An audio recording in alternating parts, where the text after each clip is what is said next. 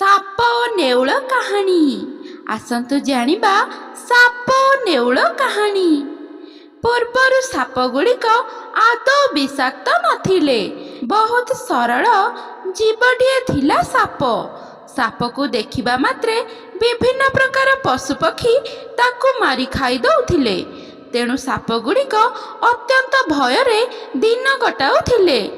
ଦିନକର କଥା, ଗୋଟିଏ ସାପକୁ ବହୁତ ଗୁଡ଼ିଏ ବଣୁଆ ପଶୁ ଗୋଡ଼ାଇଲେ ମାରିବାକୁ। ତେଣୁ ସାପଟି ଭୟରେ ଏକ ନେଉଳ ଗାତ ମଧ୍ୟରେ ପଶିଗଲା। ନେଉଳ ସ୍ୱଭାବରେ ମଧ୍ୟ ବହୁତ ସରଳ ଓ ଦୟାବନ୍ତ ଜୀବଟିଏ ଥିଲା। ସେ ନେଉଳ ସାପକୁ ତା ଘରେ ଆଶ୍ରୟ ଦେଲା। ଶରଣାଗତକୁ ସୁରକ୍ଷା ଦେବ ବୋଲି ନେଉଳ ବି ଦୃଢ଼ ପ୍ରତିଶ୍ରୁତି ଦେଲା। କହିଲା, ତୁମେ ମୋର ଅତିଥି ଆଉ ଶରଣାଗତ ମଧ୍ୟ। ମୋ ଜୀବନ ପଛେ ଚାଲିଯାଉ, ମାତ୍ର ମୁଁ ତୁମକୁ ସର୍ବଦା ରକ୍ଷା କରିବି। ସାପ ନେଉଳର ଏପରି କଥା ଶୁଣି ତାର ଭୟ କୁଆଡ଼େ ଚାଲିଗଲା। ଏଣିକି ସାପ ନେଉଳକୁ ତାର ସବୁଠାରୁ ଭଲ ମିତ୍ର ବୋଲି କହିଲା। ଦିନେ ସାପ ନେଉଳ ଗାତରେ 3ଟି ଅଣ୍ଡା ଦେଇଥିଲା। ଅଣ୍ଡା ଫୁଟିବାକୁ ଆଉ ଖୁବ୍ ଅଳ୍ପ ଦିନ ଅଛି। ଏକ ଗୋଧି ନେଉଳ ଗାତରେ ପଶି ସବୁ ଅଣ୍ଡାତକ ଖାଇଦେଲା। ସେତେବେଳେ ସାପ ତ ଖାଇବା ପାଇଁ ଗାତ ବାହାରକୁ ଯାଇଥିଲା। ସାପ ପଛେ ପଛେ ନେଉଳ ମଧ୍ୟ ତା ଖାଦ୍ୟ ସଂଗ୍ରହରେ ଯାଇଥିଲା। ସାପ ଆସି ଦେଖେ ତ ନେଉଳ ଗାତରେ ତା ଅଣ୍ଡା ଆଉ ନାହିଁ, ନେଉଳ ମଧ୍ୟ ନାହିଁ। ତାପରେ ସେ ନେଉଳ ଉପରେ ଅବିଶ୍ୱାସ କଲା। ଭାବିଲା, ଏ ନେଉଳ ଛଡ଼ା ମୋ ଅଣ୍ଡା ଆଉ କେହି ଖାଇବି ନଥିବେ। ଏ ନେଉଳ ଛଡ଼ା ମୋ ଅଣ୍ଡା ଆଉ କେହି ବି ଖାଇ ନଥିବେ। ସେହି ସମୟରେ ଗୋଧି ସେଇ ବାଟ ଦେଇ ଯାଉଥିଲା। ଗୋଧି କହିଲା, ଆଲୋ ସାପ, ତୋ ଅଣ୍ଡା କେତେ ସୁଆଦିଆ, ତୋ ଅଣ୍ଡା କେତେ ସୁଆଦିଆ ମ। ନେଉଳ ଆଣି ଗୋଟିଏ ଦେଇଥିଲା, ବହୁତ ଭଲ ଲାଗିଲା। ଗୋଧିର ଏପରି ମିଛ କଥା ଶୁଣି ସାପ ବହୁତ ରାଗିଗଲା। ମାତ୍ର ତାର କିଛି ବି କରିବାର ନଥିଲା। ତେଣୁ ସେ ଭଗବାନଙ୍କୁ ପ୍ରାର୍ଥନା ଓ ତପସ୍ୟା କଲା। କଠିନ ତପସ୍ୟା କରି ସେ ଭଗବାନଙ୍କୁ ସନ୍ତୁଷ୍ଟ କଲା। ଭଗବାନ ସାପର ଏଭଳି ତପସ୍ୟାରେ ଅତ୍ୟନ୍ତ ସନ୍ତୁଷ୍ଟ ହୋଇ କହିଲେ, କୁହ, ତୁମର କ'ଣ ଅସୁବିଧା ହୋଇଛି? ତାପରେ ସେ ସାପ ସବୁ କଥା କହିଲା।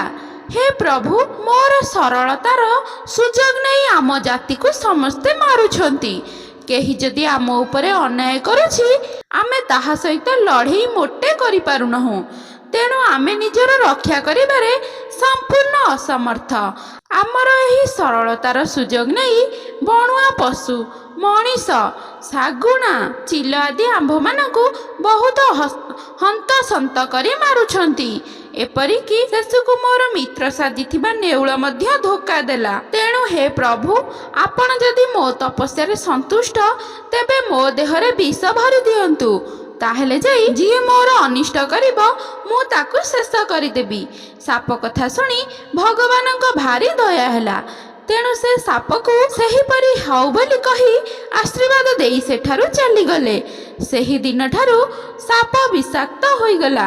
ସାପ ବିଷାକ୍ତ ହେବା କଥା ଶୁଣି ବଣ ରାଇଜର ହଡ଼କମ୍ପ ହୋଇଗଲା। ତାପରେ ଆଉ କେହି ପଶୁପକ୍ଷୀ ସାପ ପାଖକୁ ପଶିବାକୁ ସାହସ ମଧ୍ୟ କଲେ ନାହିଁ। ତେଣେ ନେଉଳ ବିଷାକ୍ତ ସାପ ଭୟରେ ତା ଗାତ ଛାଡ଼ି ପାହାଡ଼କୁ ପଳାଇଲା। ପାହାଡ଼ ଉପରେ ବସି ସେ ନେଉଳ ବି ତପସ୍ୟା କଲା। ନେଉଳ ତପସ୍ୟାରେ ସନ୍ତୁଷ୍ଟ ହୋଇ ଭଗବାନ କହିଲେ, ବତ୍ସ, କ'ଣ ଚାହୁଁଛ ମାଗିପାର। ତହୁଁ ସେ ନେଉଳ କହିଲା, ପ୍ରଭୁ, ଏ ସାପ ଅତ୍ୟନ୍ତ ବିଷାକ୍ତ ହୋଇଯାଇଛି। ସମସ୍ତେ ଜାଣନ୍ତି ମୁଁ ବହୁତ ସରଳ ଓ ଦୟାବନ୍ତ। ସାପର ଅଣ୍ଡା ମୁଁ ଖାଇ ନାହିଁ, ତଥାପି ସାପ ମୋତେ ବିଷାକ୍ତ ହୋଇ ମାରିବାକୁ ଖୋଜୁଛି। ତେଣୁ ଆପଣ ମୋତେ କେବଳ ଏତିକି ଶକ୍ତି ଦିଅନ୍ତୁ, ଯେତେବେଳେ ସାପ ସହିତ ମୋର ସାମ୍ନାସାମ୍ନି ହେବ, ବିଜୟ ସର୍ବଦା ମୋର ହିଁ ହେବ। ସାପକୁ ତ ମୁଁ ଯେନ ତେନ ପ୍ରକାରରେ ହରାଇବି। ଏକଥା ଶୁଣି ଭଗବାନ କହିଲେ, ତଥାସ୍ତୁ। ଏହାପରେ ଦିନେ ସାପ ଓ ନେଉଳର ସାମ୍ନାସାମ୍ନି ହୋଇଗଲା। ସେତେବେଳକୁ ସାପ ତ ପୁରାପୁରି ବିଷାକ୍ତ ହୋଇଯାଇଛି।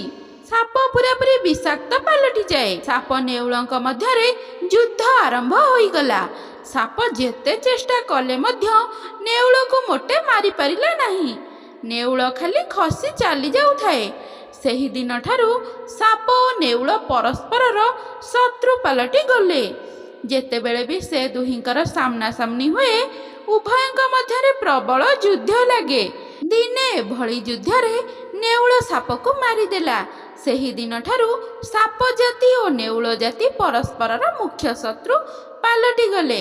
ମାତ୍ର ସର୍ବଦା ସରଳ ଓ ଦୟାବନ୍ତ ନେଉଳର ହିଁ ବିଜୟ ହେଲା। କାହାଣୀଟି ଏତିକି, ମୋ ଗପ ପେଡ଼ି ସେତିକି। ଆପଣମାନେ ଶୁଣୁଥିଲେ ସାପ ଓ ନେଉଳ ମଧ୍ୟରେ ଶତ୍ରୁତା କିପରି ହୋଇଥିଲା। ଆପଣଙ୍କୁ ଯଦି ଏହି କାହାଣୀଟି ଶୁଣିବାକୁ ଭଲ ଲାଗିଛି, ମୋ ଚ୍ୟାନେଲକୁ ଲାଇକ୍, ସେୟାର, ସବସ୍କ୍ରାଇବ୍ କରିବାକୁ ଜମା ଭୁଲିବେନି। ଆଉ ଏହି ଟାଇପ୍ର ଷ୍ଟୋରି ଯଦି ଡେଲି ଶୁଣିବାକୁ ଚାହୁଁଛନ୍ତି, ପାଖରେ ଥିବା ବେଲ୍ ଆଇକନ୍କୁ ପ୍ରେସ୍ କରି ରଖନ୍ତୁ, ଯାହାଫଳରେ କି ମୋର ନୂଆ ନୂଆ ଭିଡ଼ିଓର ନୋଟିଫିକେସନ୍ ଆପଣଙ୍କ ପାଖରେ ଖୁବ୍ ଶୀଘ୍ର ପହଞ୍ଚିଯିବ। ଆଉ ଆପଣ ମୋ କାହାଣୀଟିକୁ ଶୁଣିପାରିବେ। ଏବେ ରହୁଛି, ଧନ୍ୟବାଦ।